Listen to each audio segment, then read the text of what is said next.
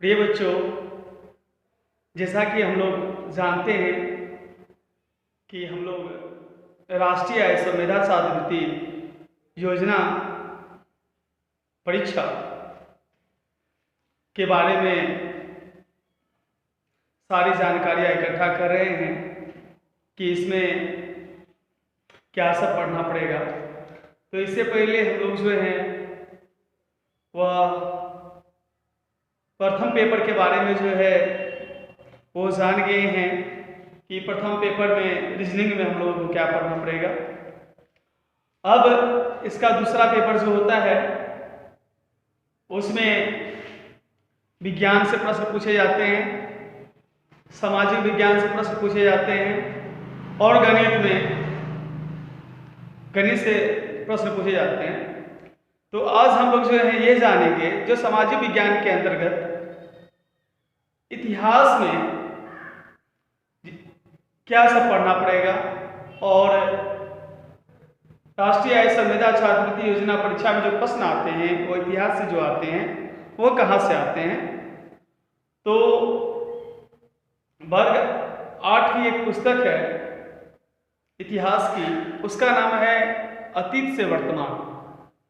तो अतीत से वर्तमान के कुछ चैप्टर हैं जिसको पढ़ने से हमको इस परीक्षा में बहुत लाभ होगा। तो कौन कौन सा चैप्टर पढ़ना पड़ेगा, आइए हम देखते हैं, बतलाते हैं। तो अतीत से वर्तमान का पहला सबसे पहले हमको पढ़ना पड़ेगा चैप्टर है कब, कहाँ और कैसे। कब, कहाँ और कैसे। उसके बाद भारत में अंग्रेजी राज की स्थापना, जो भारत में जो है अंग्रेजी राज की स्थापना कैसे होती है, ईस्ट इंडिया कंपनी कैसे आई हमारे देश में और कैसे उन्होंने हमारे देश में व्यापार जो है में प्रगति की, उसके बारे में।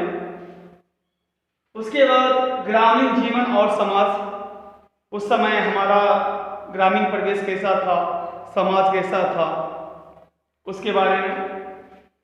उसके बाद उपनिवेशवाद एवं जनजातीय समाज, इसमें हम लोग जो है आदिवासी के बारे में पढ़ेंगे, बिरसा मुंडा के बारे में पढ़ेंगे, संथाल विद्रोह, ढेर सारे आदिवासी समाज के बारे में पढ़ेंगे जो उन्होंने किस तरह अंग्रेजों का जो है वो विरोध किया था जब उनके निजी जिंदगी में अंग्रेजों का हस्तक्षेप हुआ तब। उसके बाद शिल्प एवं उद्योग, मतलब वस्त्र उद्योग सब के बारे में, जो हमारे भारत में जो है पहला जो है वस्त्र उद्योग कहाँ स्थापित हुआ और ढेर सारे उद्योग सब के बारे में हमको इस चैप्टर में पढ़ना होगा। उसके बाद अंग्रेजी शासन के खिलाफ संघर्ष, 1857 का विद्रोह, जिसमें रानी लक्ष्मीबाई के बारे में हम लोग जानेंगे। उसके बाद बहादुर शाह जफर के बारे में जानेंगे और 1857 की क्रांति के क्या कारण थे, भारतीय नायक कौन कौन थे और उन्होंने किस तरह जो है अंग्रेजों के विरुद्ध अपना जो है रणनीति तैयार किया, वो कहाँ तक सफल हुए, इसके बारे में, इसका परिणाम क्या हुआ, इसके बारे में हम लोग जानेंगे। उसके बाद ब्रिटिश शासन एवं शिक्षा, और ये जो है हमारी वर्तमान जो शिक्षा पद्धति है, अंग्रेजी शिक्षा पद्धति जो है वह किस तरह अस्तित्व में आई, इसके पीछे क्या सब कारण थे, इसके बारे में हम इस अध्याय में पढ़ेंगे।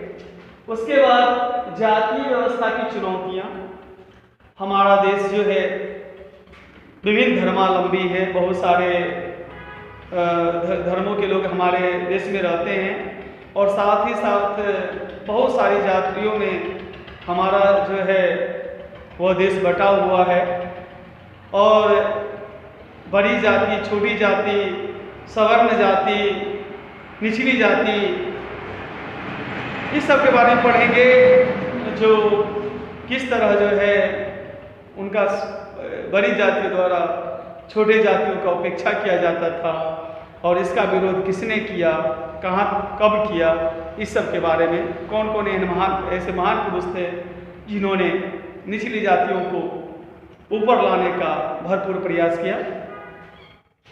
उसके बाद महिलाओं की स्थिति एवं सुधार, महिलाओं की स्थिति और सुधार के बारे में पढ़ेंगे।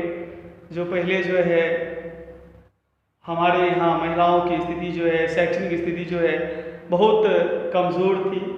शायद ही कह सकते हैं जो बड़े बड़े घर तक ही महिलाओं में जो है, बड़े बड़े घर की महिलाओं को जो है वो शिक्षा वो भी नाम मात्र के लिए दिया जाता था। बाद में इसमें प्रगति हुई। इस सब के बारे में भी जो है हम जानेंगे। अंग्रेजी शासन और शहरी बदलाव, जो जो हमारे देश का विकास होता गया तो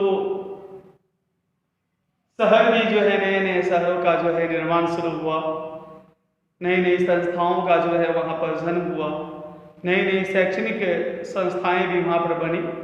उस सब के बारे में इस अध्याय में पढ़ेंगे।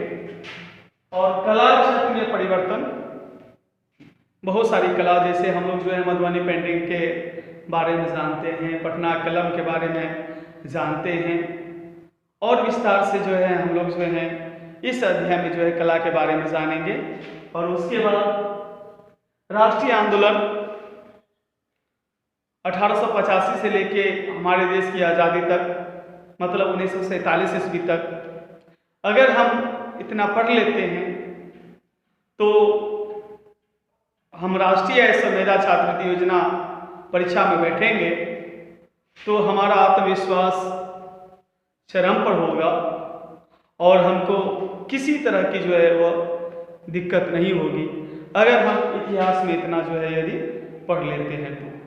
और अतिरिक्त भी पढ़ सकते हैं, जितना पढ़ेगा उतना आपको जो है परीक्षा में लाभ पहुंचाएगा।